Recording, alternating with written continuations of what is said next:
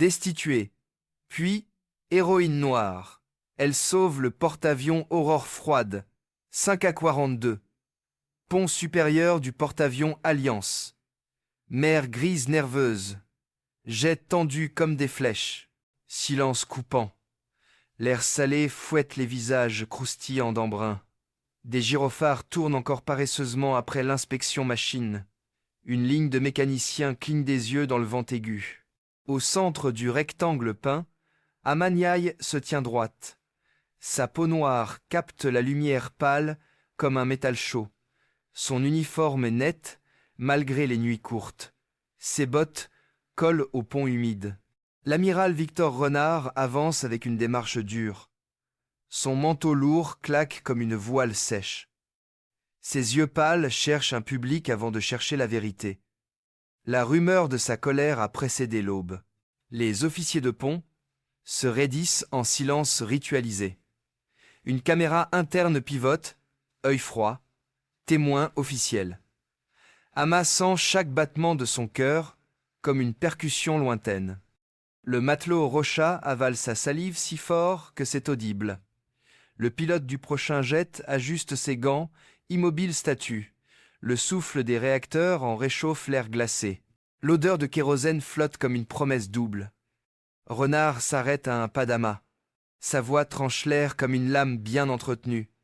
Lieutenant-commandant Aman Diaye, vous êtes relevé de vos fonctions de chef de lancement, présentement, devant équipage et enregistrement. La phrase tombe comme un couperet libérant rien que poussière. Un petit papier officiel glisse de sa main gantée. Ama fixe la feuille sans la prendre. Elle sait les lignes déjà. Retard signalé. Incident mineur mal déclaré. Responsabilité commandement. Décision disciplinaire. Elle respire par le nez pour empêcher la brûlure de monter. La mer frappe la coque en réponse sèche et rythmée. Des silhouettes échangent des regards. Rapide, coupable, nerveux. Renard lève légèrement le menton théâtralement. Votre autorité opérationnelle est retirée. Vous demeurez à affectation subalterne temporaire. Ama entend derrière les mots une autre phrase. Tu as embarrassé la chaîne devant les chiffres froids. Une vibration traverse le pont quand une catapulte se réarme.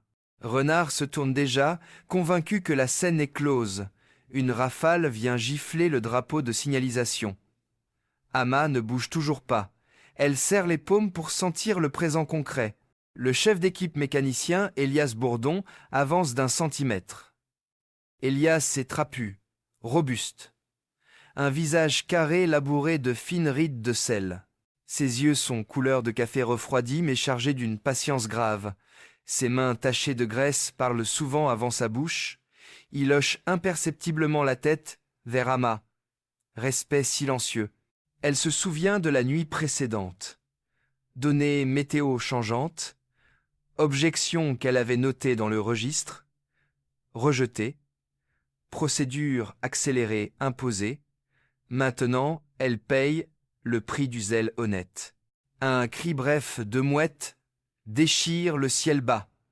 Le pilote attend le signal vert final. Une alarme aiguë se déclenche soudain sur la console gauche. Les regards pivotent comme des tourelles. Alerte catapulte 2, pression irrégulière. Clignotement orange intermittent jamais bon. Un technicien tape la vitre du cadran, réflexe inutile. La vapeur siffle sous la plaque d'acier en un jet sinueux. Un morceau de glace accumulé cède près d'un joint.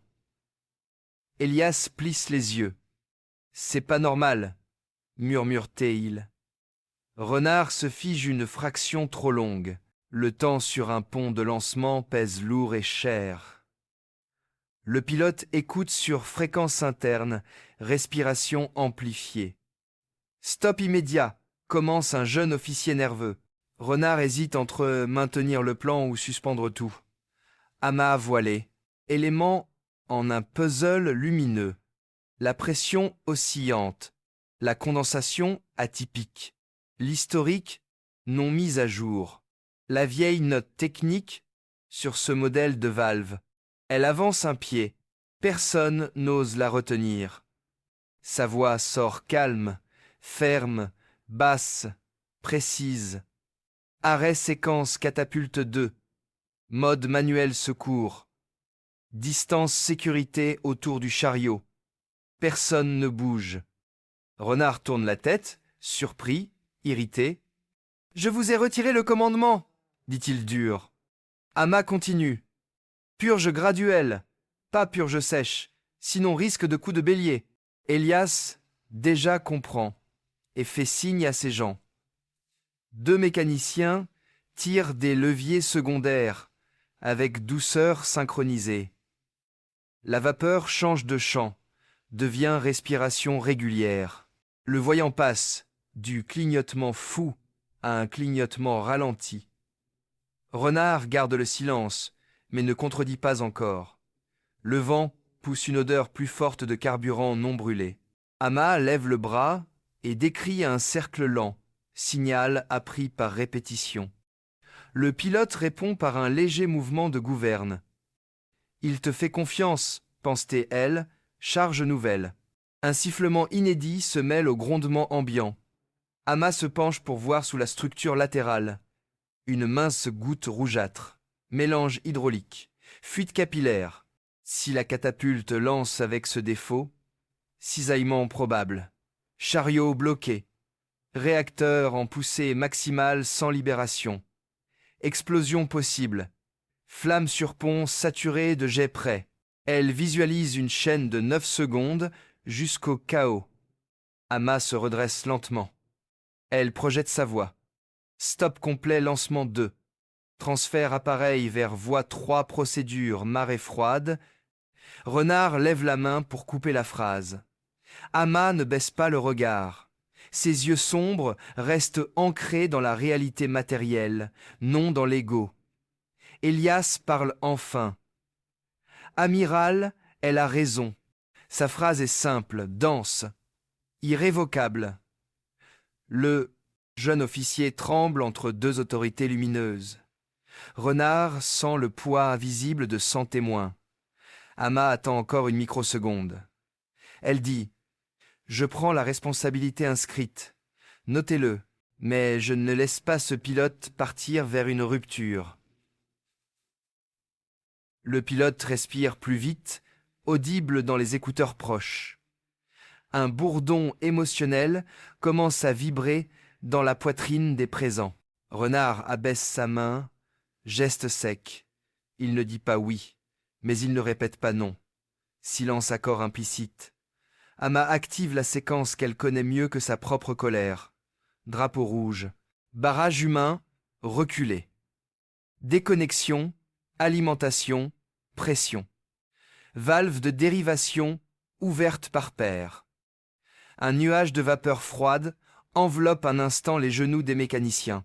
Le soleil émerge derrière une bande de nuages comme un œil fatigué. La couleur change la scène en tableau vif. Ama se souvient de Dakar, lumière coupante sur l'eau plate, enfant observant pirogue. Elle se souvient de la promesse faite à sa mère. Servir proprement, ne pas plier la colonne. Le pont maintenant est un autre rivage exigeant. Elias tapote 2 fois l'enveloppe métallique. Purge stable. Pas de pulse. Ama fait signe de déplacer le jet par chariot-tracteur. Manœuvre délicate entre câbles et ailes. Chaque centimètre gagne ou perd une carrière et une vie. Le pilote suit les instructions. Tension dans ses épaules visibles. Ama marche à côté. Fidèle. Antenne humaine. Les casques autour enregistrent la scène comme un rite nouveau. Renard observe. Visage fermé comme un coffre-fort.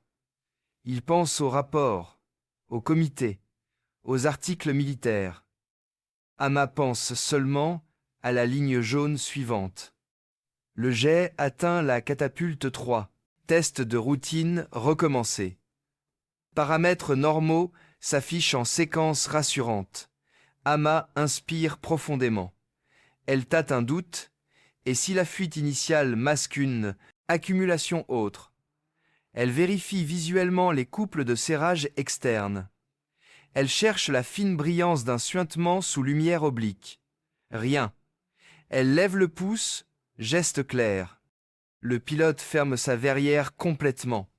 Le bruit se concentre. Elias se retire à distance sécurisée. Les mains d'Ama tracent les signaux appris depuis des années longues. Le monde se réduit à vecteurs, flux, forces invisibles, marges. Renard donne finalement le hochement minimal d'autorisation. Ama voit le micro-mouvement et le traduit en commande opérationnelle. Poussée progressive. Flamme douce. Stabilisation. Verrou prêt. Elle retient un frisson qui monte comme un serpent nerveux.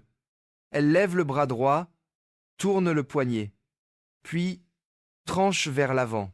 Le jet s'élance, décollage net, courbe propre, arc de confiance. Un souffle chaud balaie la rangée de visages. Un mécanicien laisse échapper un rire étranglé. Pas d'explosion, pas de cisaillement, pas de cascade rouge en mer froide. Ama abaisse ses bras et ferme un instant les yeux. Le pont respire d'un seul thorax collectif. Renard avance de nouveau. Ama rouvre les yeux et le regarde sans détour. Sa gorge est sèche, mais sa voix reste pleine. Problème catapulte 2 à consigner. Fuite joint secondaire probable. Procédure rappel inspection. Renard répond après une micro-analyse. Votre intervention a outrepassé, instruction directe. Sa phrase tombe comme un couvercle. Mais il marque une pause. Il ajoute « Elle a aussi empêché un événement grave. Le mot grave flotte dans l'air comme une balise jaune. Ama incline la tête, ni humble, ni triomphante. Fatigue lourde descend dans ses bras soudains. Elias s'approche et murmure. On a tous vu. Son murmure tient de promesses et de témoins. Des silhouettes se dispersent pour reprendre l'enchaînement programmé. La routine reprend toujours pour survivre. La caméra interne cesse de pivoter et se fixe neutre. Ama sent la tension quitter ses muscles par vagues lentes. Une brise plus douce apporte une odeur de métal propre. Le soleil grimpe un peu, lave d'or pâle. Renard reste près d'elle encore un instant. Il parle plus bas. Un conseil d'enquête appréciera vos choix. La formule est sèche mais moins acide. Ama répond. Je répondrai de chaque geste. Renard acquiesce et tourne les talons. Sa silhouette s'éloigne entre vapeur et silhouette pliée au travail.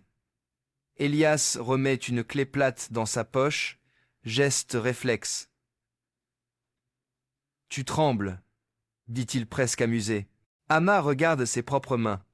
« Oui, ça veut dire que je suis encore entière. » Elle rit sans bruit, juste un souffle irrégulier.